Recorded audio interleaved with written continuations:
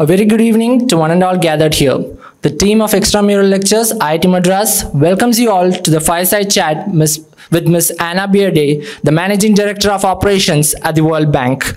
We extend a heartfelt welcome to Ms. Bjerde and the team of the World Bank to India, to Chennai, and to our institute.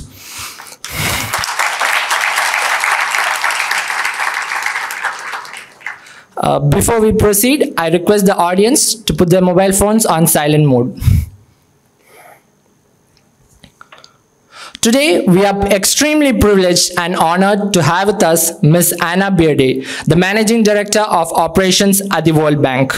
With over 30 years of experience working in development across sectors and regions with a specific interest in inclusive growth and sustainable infrastructure development, Ms. Bjerde has previously served as Vice President for Europe and Central Asia region, where she has led the World Bank's efforts to steer the region through a series of overlapping global shocks, including the COVID-19 pandemic, a cost of living crisis, natural disasters, and the World Bank's large-scale response to the Ukraine crisis. She has also worked as the Director of Strategy and Operations for the Middle East and North Africa region. Between 2015 and 2018, she oversaw the World Bank's strategies, lending, and analytical work for sustainable development, covering all of the World Bank's regions. She was also the Director of Strategy and Operations in the Europe and Central Asia region in 2014-15. Ms. Bjerde also held a leadership position overseeing the World Bank's operations in sustainable development and infrastructure in the Africa region between 2011 and 2013. Now, I invite the Dean of Students, Dr. Satyanarayana N. Gummadi, to present Ms. Bjerde with the Angavastram.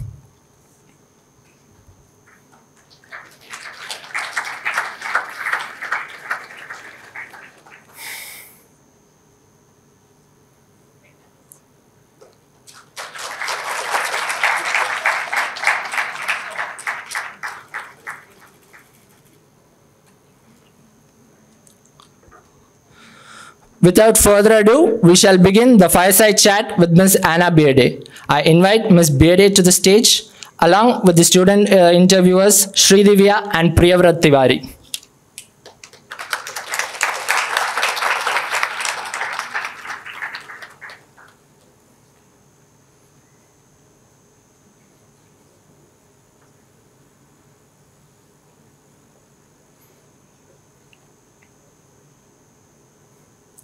Now, I hand it over to Sridivya and Priyavrat.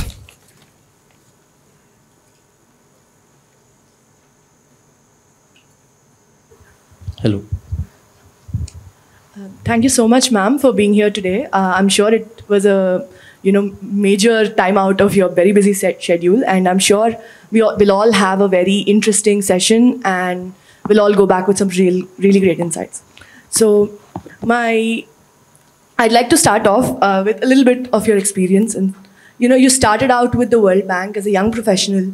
Then you sort of climbed up the ladder, became the Management Director of Operations. Now you oversee 1,800 plus projects which are worth $300 billion. You've also sort of seen across the globe. You've worked in Africa, you've worked in Asia, you've worked in Europe. So I'm sure there are so many differences in these regions, but I'm sure what are the, sort of scenarios that cut across all of these regions? Well, let me first start by wishing everybody a very, very good evening. It's really delightful to be with you. I have 3 sons, and when I told them that I was coming here, they got very jealous, and they said the smartest people go to that university, so that institute. So congratulations to all of you for being here, and I'm sure you're learning a lot, and I'm sure you're going to take all your learnings and change the world, because that's what we're going to talk about today, changing the world. So I'm really delighted to be here, and really, really happy to be able to engage with you, and thank you for your question. So I think the first thing I really want to say is development is a complicated business because there is no one size fits all. There are cross-cutting themes, and there are issues that you come across in one country that you also saw in another, but very often the way to address it has to be adapted pretty substantially to be able to be relevant in the country that you're working in. And the World Bank is active. We have over 180 member countries. We have offices in 130 countries. And we have worked with so many countries that started working with the World Bank and then graduated from the World Bank because they had finished needing the World Bank, if you will. And that's actually our purpose, is in many ways that countries graduate from the World Bank because they now have access to resources from commercial or private channels. But I think there are some issues that cut through that you can see. One is that there's very seldom one or two quick wins. When you're trying to reach sustainable, and we also, as was emphasized, inclusive growth, you have to really think about the medium term and what is it that you're trying to achieve over time. Because fast growth also pretty fast can disappear. So what are some of these foundational, fundamental elements that you have to think about? Over the years, one thing we have really learned is the importance of building capacity in institutions.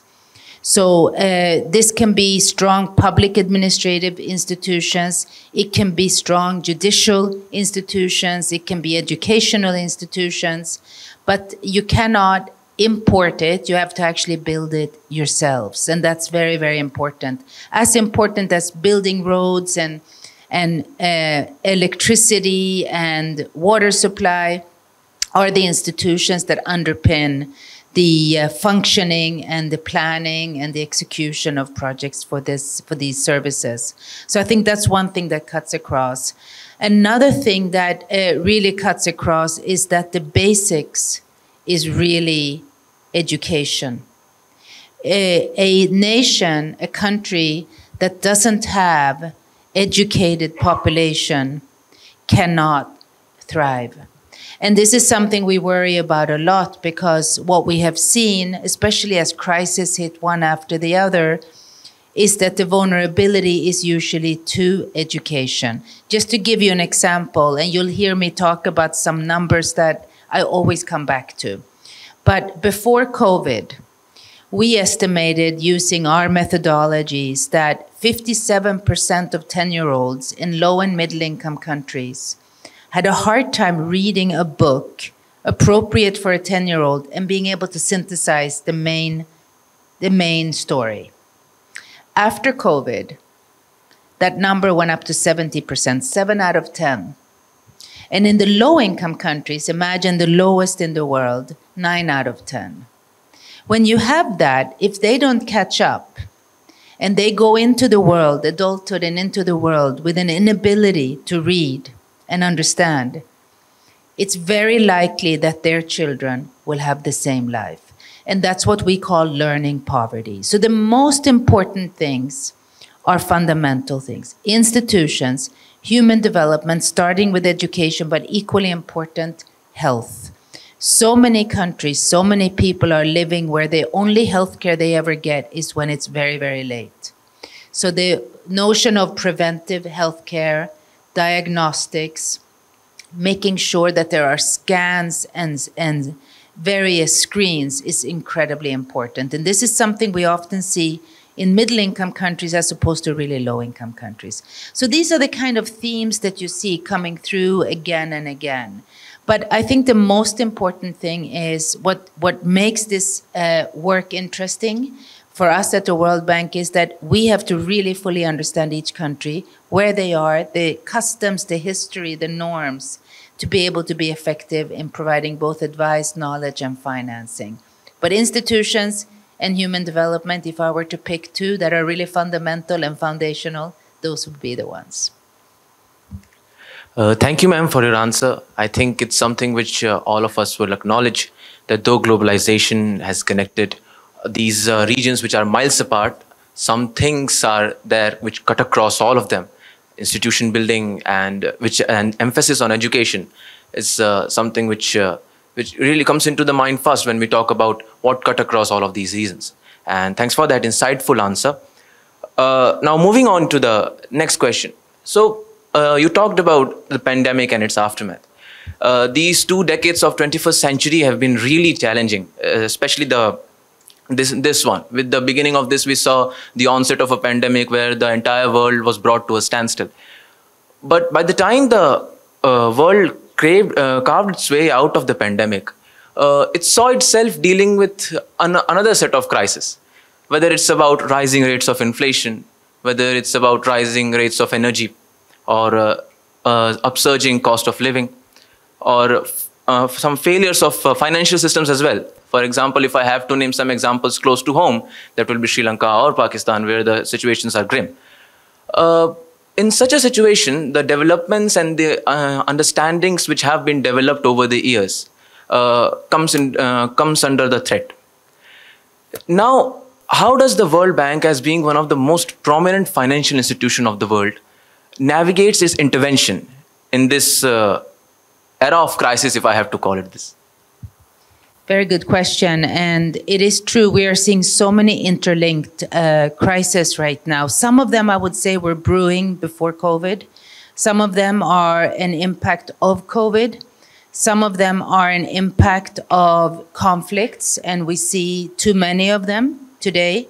In fact, 1/4 of the World Bank's financial commitments are to countries that are fragile or in conflict. This never was the case, but that is because that's the world we live in now. So many countries are either in conflict or at the sort of cusp of conflict, fragile countries. So how do we cope with this? We cope with it, I like to think of having to really be operating both what I call in a short-term and a medium-term mode. Why I emphasize the medium term is because what we said before. If you want sustained and sustainable development, you have to be a medium-term actor. But sometimes the crisis is so near and present that you have to act immediately. So then you have to be able to say what is needed most right now. Maybe it is social protection. Maybe it is a major health intervention like we did during COVID. Maybe we need to make sure that the government is able to provide a subsidy, because now all of a sudden the price of a food is so high that before only 5% needed help, now 50% of the population need help. So you need to be able to operate between the short term and the medium term in a very agile, nimble manner. But you also need to be working on the underlying issues. So let's unpack this a little bit and see what are some of the underlying issues. We talked a bit on what happened in COVID, particularly on the learning losses.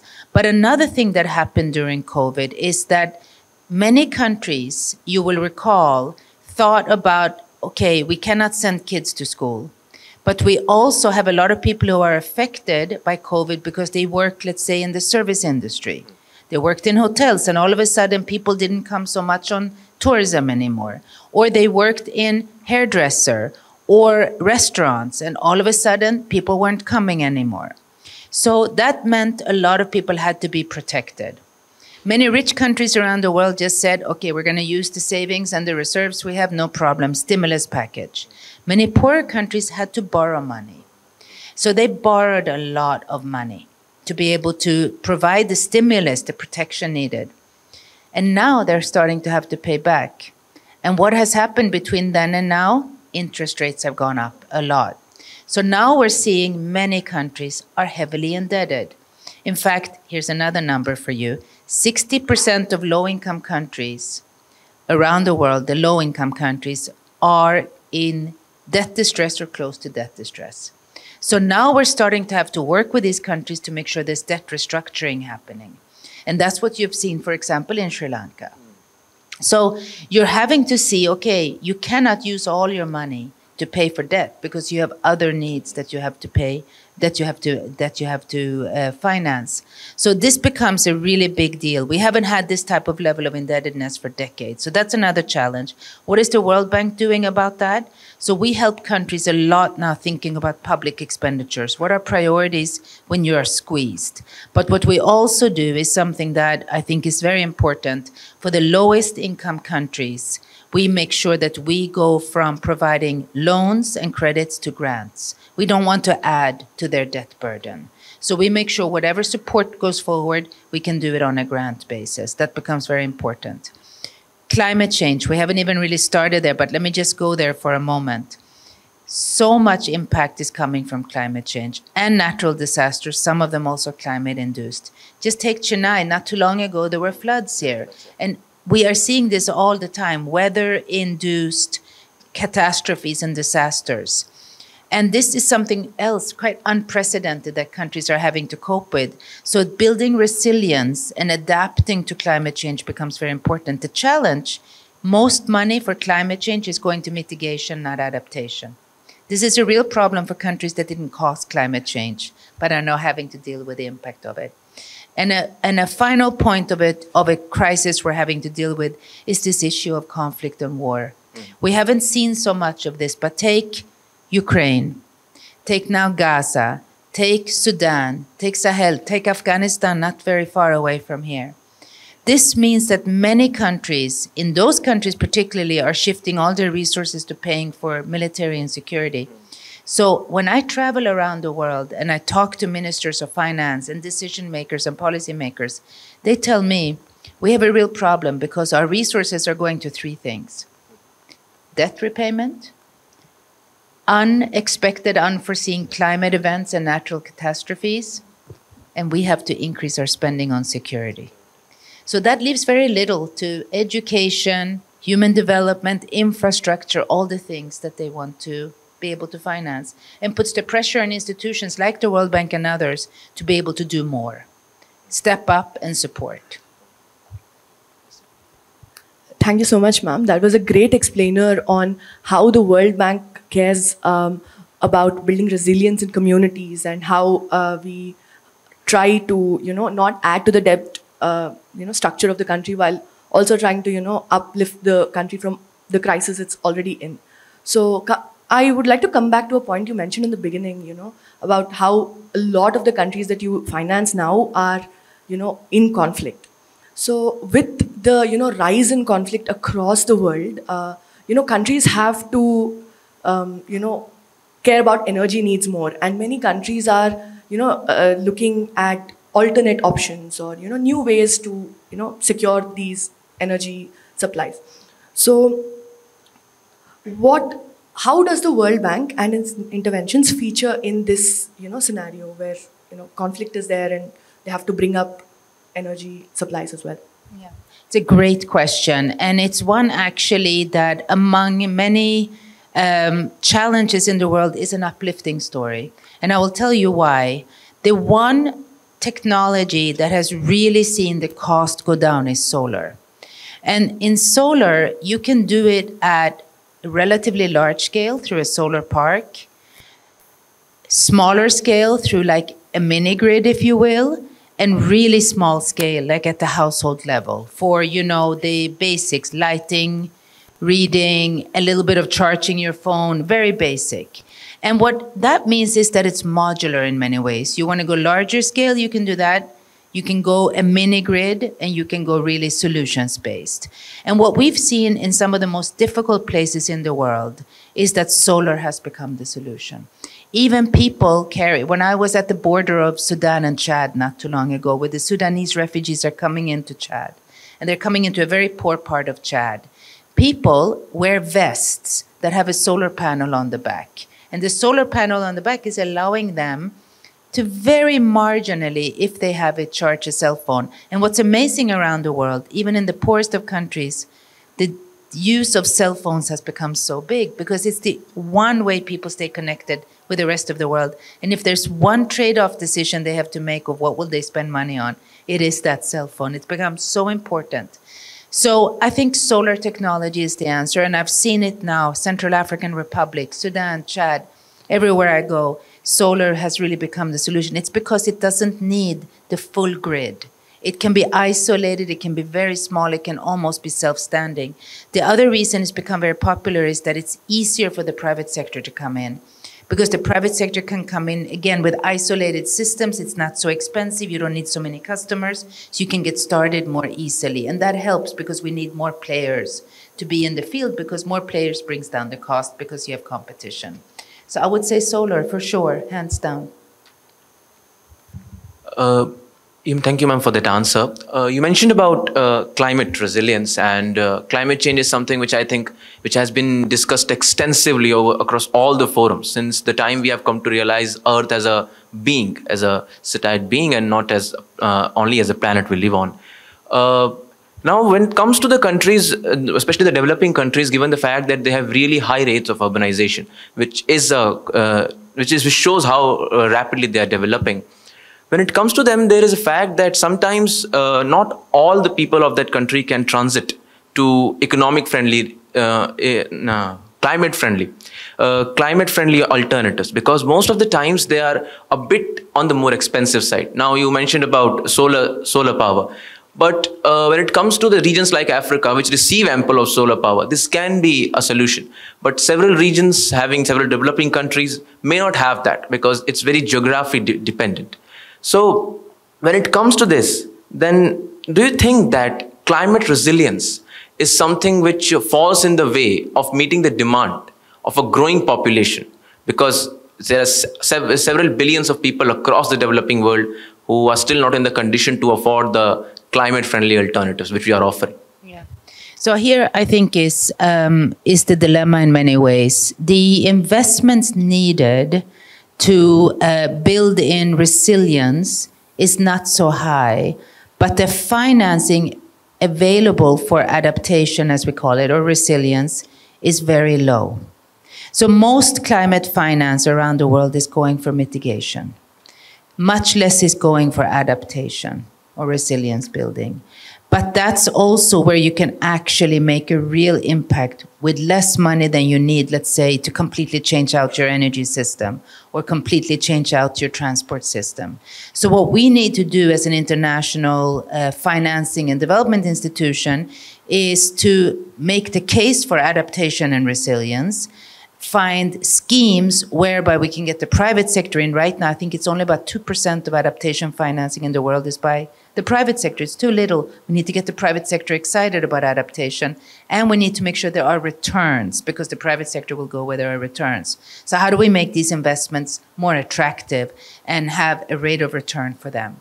And then we need to package the investments so that it's also something that's appealing. Usually, the private sector doesn't like to come in for a one-off. They like to see there's a series of investments. It's worth my time to invest in this city, this geography, this area. So it's a conundrum around, actually, relatively speaking, not the most expensive part of the climate financing agenda, but one that somehow has not gotten the attention of the financing. So we need to bridge those two. And that's what we're also working on very much at the World Bank, to make sure that we make the case.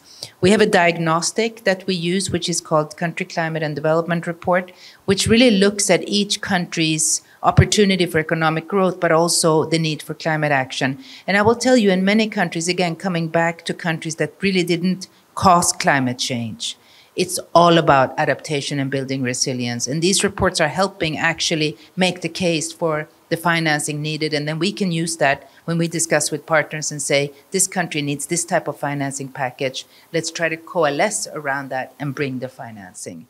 So it's an interesting dilemma. Many people think it's very expensive. It's actually not as expensive as we think.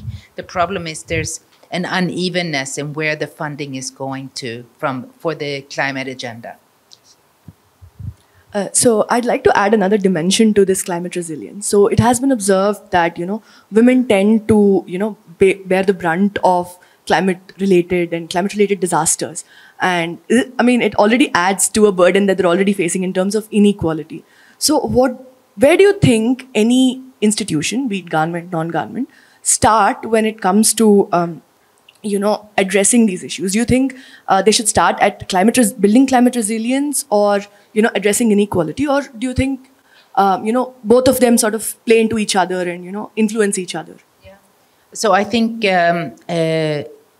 let me start with building resilience in sectors where women are heavily impacted. So a lot of women are smallholder farmers. And if you're a smallholder farmer, you will feel the impact of climate change. And many are feeling it in the sense that the weather patterns are changing. So with weather patterns changing, it means that the rainfall they count on doesn't come when you think it's going to come.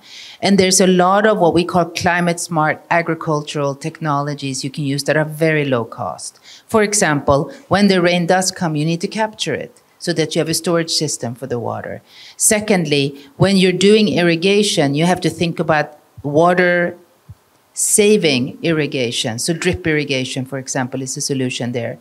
Thirdly, we've seen a lot of advancement in terms of the types of seeds you can use that are less water less water required in order for the seeds to grow into crops. So there's a lot we can do with, again, quite little money. And women farmers I meet around the world are very quick to identify the problem and then quite quick to adapt to the technologies and the practices that they need to do in order to protect their livelihoods, which is really coming from adjusting to the reality of climate change. So I think we need to work on the technology, especially where the input is actually very, very manageable.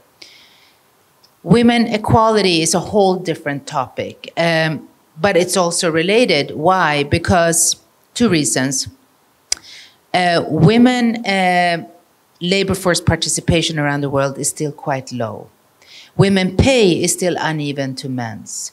And women access to services needed in order to break down the barriers for them to enter into the labor force are still there. So let's take each at one time. So for women to participate in the labor force, they need, again, to come back to what are they offering the labor market? Education. So we need to, first of all, make sure that women get education at the same level and at the level that they are interested in and have the aptitude for as boys as men. That's number one. So we spend a lot of our focus on early childhood development all the way up to primary, secondary, tertiary education. Very important. But then we often see women graduate, but they don't go to the job market. So what happens in between there? So we need to understand that. Is it a social norm? Is it then other barriers like who's going to take care of my child? Who's going to take care of my elderly parent? I don't have a transportation I feel safe in. Then we need to think about those barriers. Then we need to think about pay. And some of the issues we've been discussing when I've been in India this time have been, are there still jobs that women are barred from that they shouldn't be barred from because they're seen to be not female-type jobs? So the idea here is that most likely it should actually be the woman herself who decides whether or not she wants to do the job, not someone else who says it's not a job suitable for a woman. So I think that's something else that we need to work on. And then we need to make sure that we incentivize and we support. And here I'll just give you another number that keeps me up at night. If women started companies at the same pace as men do, and the companies were able to flourish as well as a man's company would flourish, global GDP would be 20% higher. That's huge. Think about the size of the global economy and add 20%. It's huge. So there's a real economic imperative for this. And I think we really need to work on it. I'll tell you, just in India, if female labor force participation went up to 50%, it's actually quite high here. But in some states, it's very low. 50%, you would add 1% to Indian GDP. That's huge because the economy here is huge. So there's a real economic case for female labor force participation, but there's a lot that needs to go into it to make it work and to be sustainable. Thank you, ma'am, for this answer. This answer has several dimensions to note.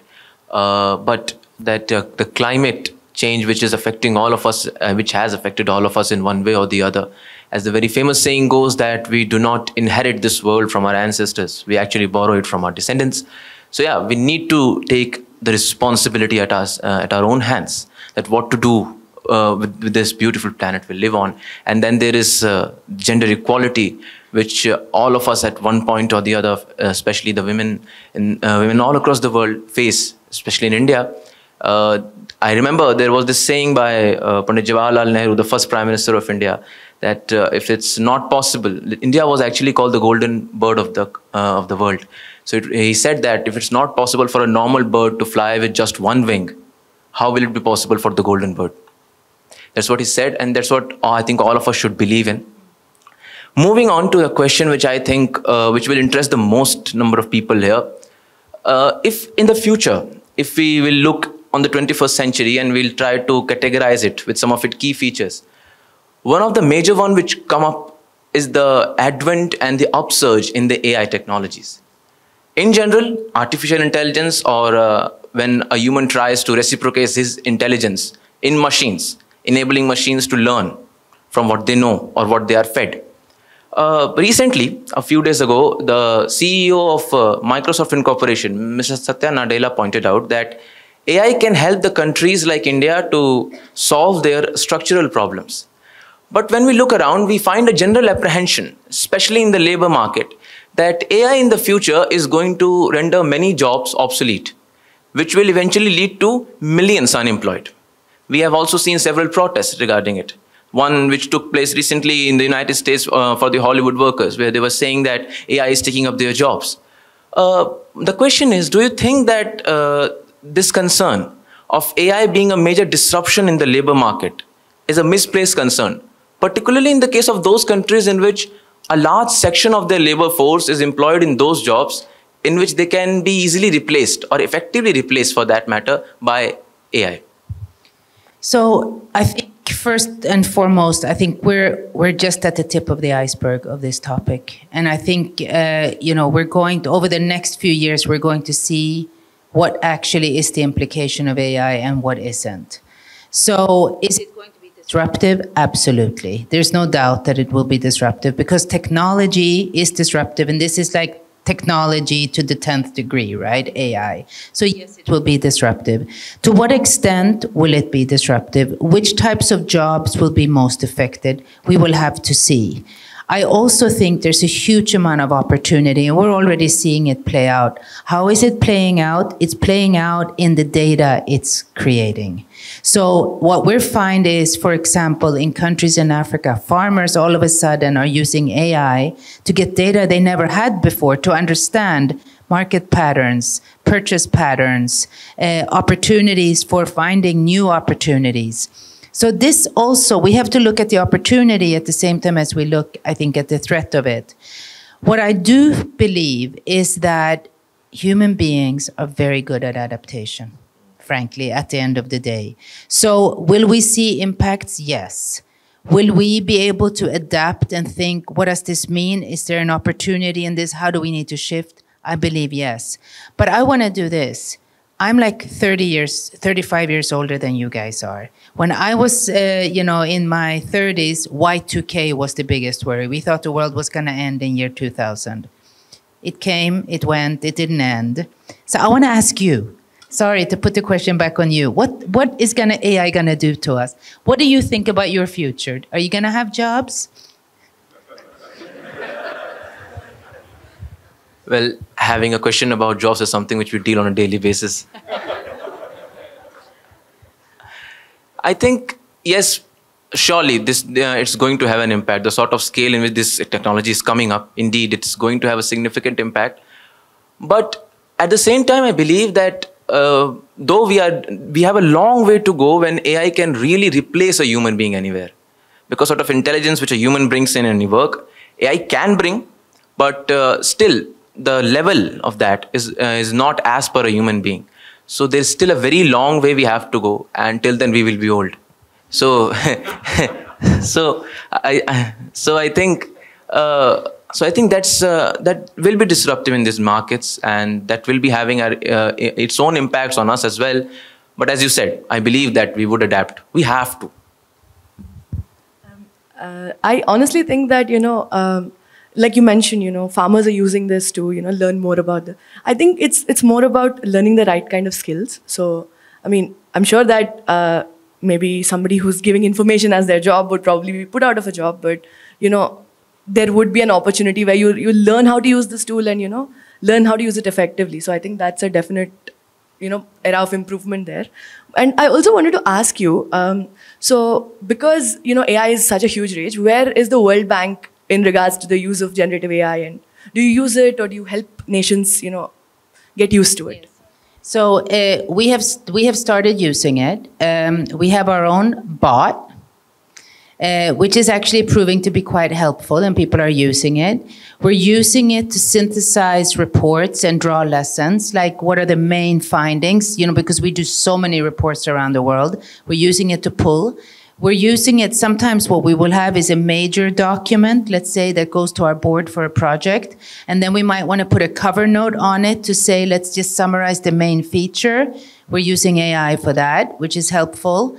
And we're starting to use it to see how can we learn lessons across and share lessons across. So we're a little bit at the very infancy stage.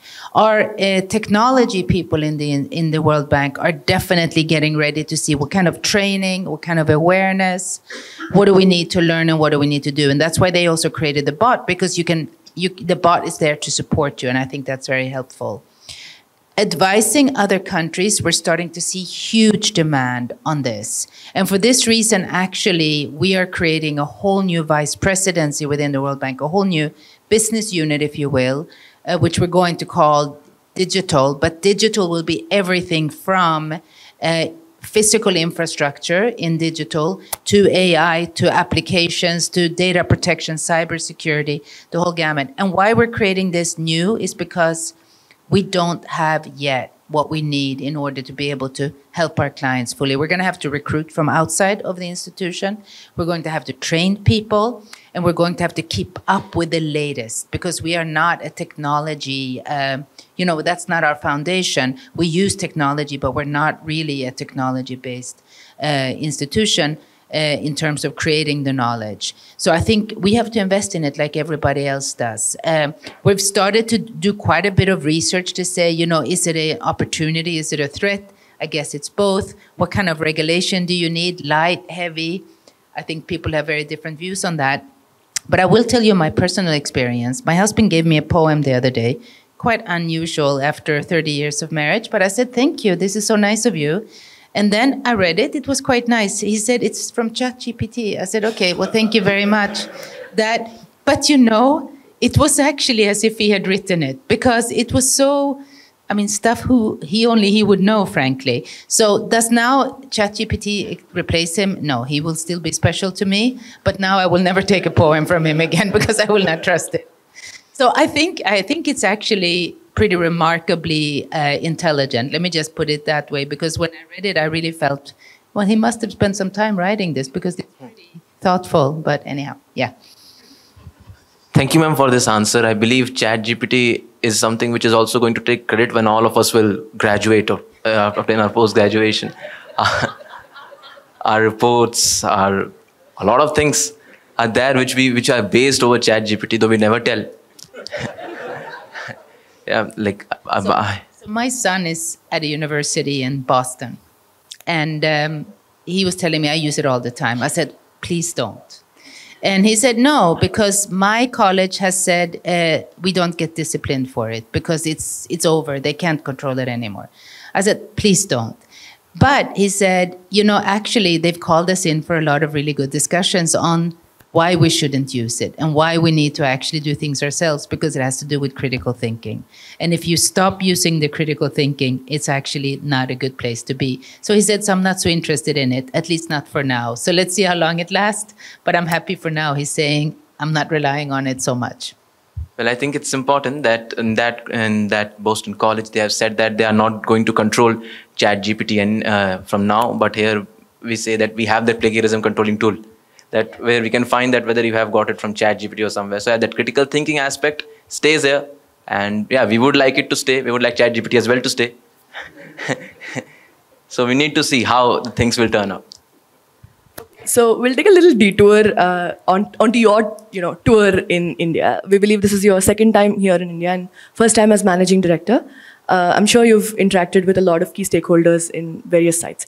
So with India poised to become, the world's largest economy by 2027, and with aspirations to become a developed country by 2047, what do you think are, challenges in the road ahead for India? So first of all, I think India has had a remarkable development journey, and I think we're always just intrigued by the sheer magnitude of progress that's been made. Reducing poverty when you have a population the size of India is not easy. The diversity in India is not easy. But the challenges are to make sure that the growth that's created, and growth is good in India, is green, because at the end of the day, one of the big issues here, for example, is air pollution. So how to make sure that the growth is green. And the other challenge is that it's inclusive, meaning that it lifts everybody up. Another issue that we're watching carefully is whether the growth that is high is actually yielding jobs. And sometimes we don't see that correlation. You can have high growth, but you can have low job creation. Then it may not be delivering on what it needs to deliver. So what are some of the areas we see that India really needs to pay attention to? There's still a need to invest in infrastructure, a pretty huge need to invest in infrastructure. And here we see a lot of opportunities for the energy transition. There needs to be an energy transition. Already, I believe 40+% is renewable, which is great. India needs to keep going up and really reducing the use, particularly on coal, which is a very, very dirty source of fuel, and continue its good progress on renewable energy. That's important. Energy efficiency is very important because it can still be pretty energy intense.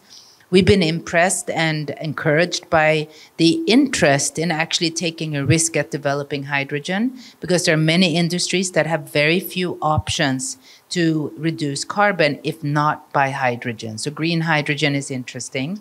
Transport and logistics, hugely important. And actually our very, very first loan to India was for railways. And not surprising, I always like to go back and see what was our first loan about, because it tells you a lot about a country.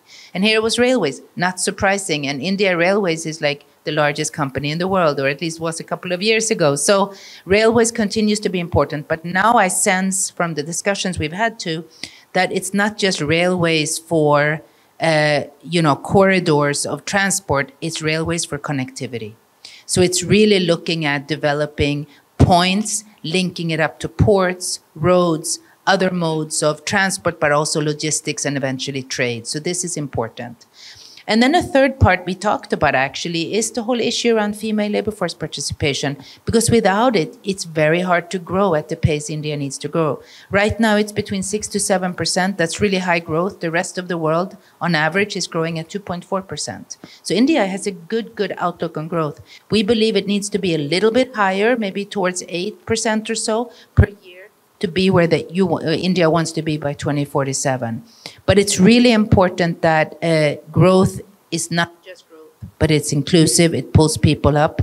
Poverty has been reduced, but there's still a lot of people living on what we call the second level, not extreme poverty, but $3.65 a day. You want to keep pulling people up so that this prosperity is shared in the country. And then really paying attention to the impact on nature from infrastructure development. And here the air quality, of course, is a major issue in many cities. And I think that's something that should really be driving what type of infrastructure is developed. I think for the information of my audience, ma'am talked about how India is leading a way towards being a more, having a more climate-friendly alternatives. That the target which it has set to be a 0% carbon emission by 2047, the 100th year of Indian independence. And the target it had set for itself for 2030, it was met in 2021. So we are 9 years ahead of what we had set for ourselves. So it is something which... So yeah, so the path we are heading on is, I think, is good. The pace is good. And yeah, a bit of improvements here and there are required. And yeah, India is on the way to inculcate them itself. I would also like to follow up and ask you where exactly, like you've mentioned a couple of different areas, what would be the top priorities for policymakers in the coming years? I think if you follow the global fora, including the leadership that India had during the G20, it can be quite insightful to see what's on people's minds. So it is, of course, growth is something that keeps coming up. The divide between the global north and the global south is something that keeps coming up, and the global south wanting opportunity, but also wanting to learn south to south. So the relevance of here, India, is huge for many countries. And so many countries around the world will turn and say, India has completely digitized. How is it India did that? That is almost cashless economy. You can go to a rural area, people are paying by the phone. How can we share this knowledge? What made it happen? What policies drove that? What investments drove that? So I think that keeps coming up, and that's inclusion, by the way. That's an inclusive strategy to have everybody be able to take part in this type of a payment system that allows for transactions to happen easily. I was told the other day that in rural areas, you can go out, you can see people selling vegetables or fruits by the road, and you pay with your phone. I think this is amazing. This is frankly amazing. So we need to share this type of knowledge. So I think you see that issue coming up. I think you see the issue of security around the world. And the G20 of Brazil is just kicking off. This is a big topic. It's a big topic because, again, we're having a world where we cannot take peace for granted. And we have many countries that are in very, very fragile state. And that's something, of course, we at the World Bank think about. I will tell you, we're still quite worried about food security or food insecurity. Many countries around the world still have a food insecurity. And here we need to work and talk about diversification of food. When the war in Ukraine broke out, many countries were relying almost 100% on imports from either Ukraine or Russia. When those supply channels were cut off because of the war, all of a sudden, you stood there saying, where do I now buy? My absolutely is, I have 1 week left in the storage or 2 weeks left. So food insecurity is still very much on our minds. And then I have to say, I do believe we have a learning crisis in the world. I mentioned the statistics for low and middle income countries. But if you look at some of the attainment scores in many quite developed countries around the world, they're actually on the decline. So why are students not learning the same way they were learning? And what does that mean for the future of skills and the matching of skills and jobs for the type of jobs that will be needed in the economy and will be asked for? Will students that leave higher education actually have the skills that are needed? Yeah, ma'am, you talked about digital transactions and a UPI system which India has adopted. And from my experience in this institute, which I've seen, I believe that almost 90 to 95% of daily transactions which we carry out here in IIT Madras are digital. Like for most of the students, it's almost digital. No one carries cash in their pockets anymore, no cards, no burden on the pockets. There's burden on the hands of books sometimes or of their phones. So yeah, that's how it goes. Coming back to the another question which I had. Now, this was the question which we spoke about a lot. There was a great discussion which took place within the team about asking this question. But yeah, they're going for it now. So this tour of yours consisted of a meet with the Union Finance Minister, Mrs. Nirmala Sitharaman in New Delhi. And today, just before this event, you had the meet with Tamil Nadu Chief Minister, Mr. M.K. Stalin. Can you share some of the major takeaways, the key takeaways from those meetings? Very happy to. So both very good meetings. Of course, with the Minister of Finance, who's been really a champion also of India's leadership on the G20, we actually talked about something that's very relevant for the World Bank, which is, and you may have followed this, multilateral development institutions, international financing institutions are being called upon to step up, to change. And that actually came out of the studies that were done around the G20 called Independent Expert Group in the analysis and recommendations. So we at the World Bank took a look, of course, at all of those reports and said, what does this mean for us as an institution? Well, it meant really three things. We need to be able to have more finance for our clients. That means we need to both raise funding into our institution from our shareholders to become a bigger institution, but also find ways within our institution through what we call balance sheet optimization, in case anyone took a finance class here. Then we needed to also do that to see are there measures we can take within to make sure we have more money, more capital to provide to our clients. Number one. Number two, we needed to change our internal processes to be faster. We're not very fast when it comes to preparing, getting projects approved, and implementing projects. If you're working on a development project and it takes 7 or 8 years to implement it, and that's only then you see the development impact, it's too long. Think about those women farmers who are having climate impact. Or think about the women who are trying to get to the job market, but the obstacles are there. Or think about the renewable energy that could change the world and it's not getting implemented. So we need to be faster. We need to cut really our preparation and implementation time, ideally by a half. I'm setting 1/3 to begin, but I would like to go to a half. And the third area is what we talked about, and it's so compelling, knowledge. Most of our clients come to us, yes, for the money, because it's still longer term money at relatively good rates compared to what's available. But most of it, the importance is actually the money comes with knowledge. And the knowledge is, how have other countries dealt with cybersecurity? How have other countries dealt with a non-communicable disease screening? Or how have other countries privatized the energy sector?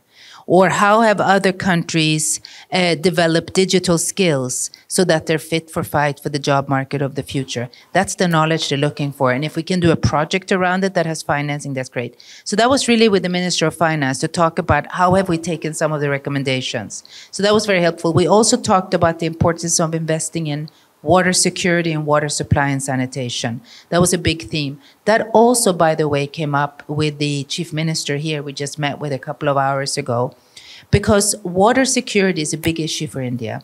And water supply in urban areas and cities is still an agenda that needs to be developed fully and make sure that it's reliable and it's affordable and that it's providing the service that is needed. So that's an area we've agreed we're going to work on, most likely at a national scale. And what I mean by that, both national, but also state level. So we'll probably do a big program on water security and water supply in our program to come. And then we also talked about something we also touched upon, which is preparing and building resilience for disasters, particularly flood management and resilience. And are there insurance schemes out there that we can think about that can kick in so that funding is available when you need them when one of these disasters hit? I also commended the Chief Minister on actually, as a state, having attained a higher female labor force participation than many other states, and asked what type of measures have been most helpful. And here, the Working Woman Hostel, which I visited earlier this morning too, these hostels have actually proved to be very helpful for women who are coming from rural areas to get a job here in Chennai, or who are preparing for exams and they need a place to stay to do their studies.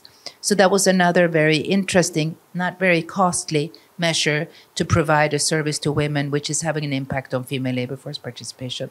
So great conversation and all. Thank you for debating whether to ask it, but thank you for asking it.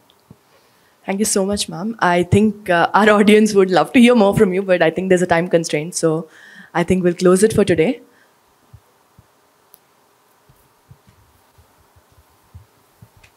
Divya and Priyavrat. Now, before we bring this event to a close, we would love to have Ms. Bjerde share something about how this trip to India meant to her personally, not as a managing director of the World Bank, but as Ms. Anna Bjerde. How does this trip, what does this trip in India mean to you? Wow, well, that's a big question. You know, India, as I was telling our team yesterday too, you know, India is India. India is like phenomenal. And what do you guys call it? Fab India? It's Fab India. It's just fabulous to be in India, to come to India, to sense India, to, you know, experience India.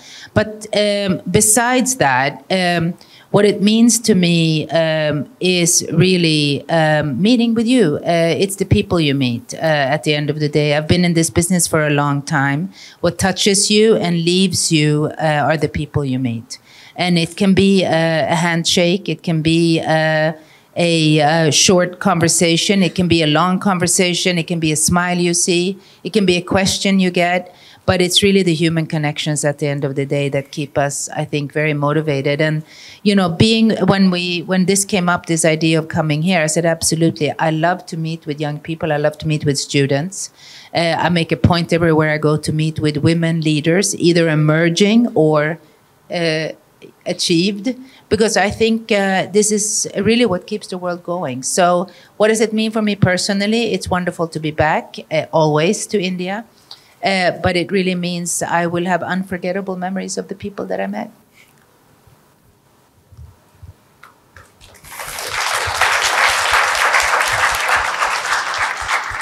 Thank you, Ms. Bjerde. With this, we come to the end of the fireside chat. We thank each and every one of you for joining us today. I now request the student heads Arjav Singh and Mahesh Karhale, the student heads of Extra Mural Lectures, to felicitate our guests with a memento.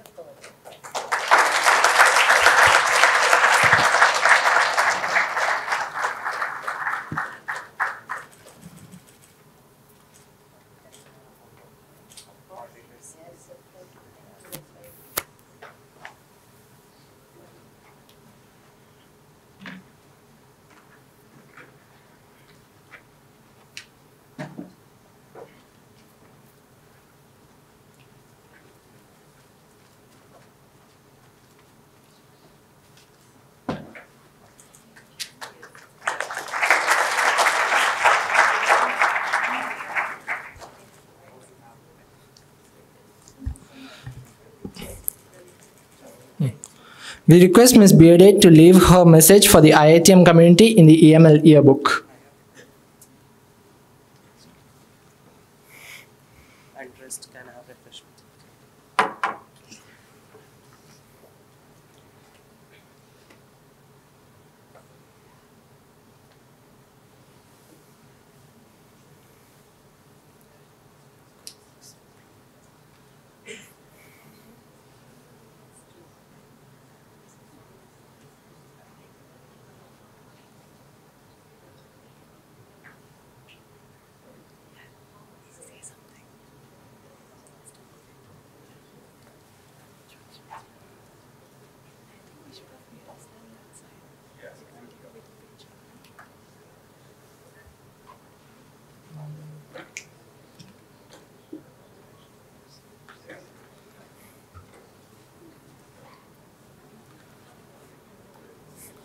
We would like to express our gratitude to everyone who helped us make this event a success.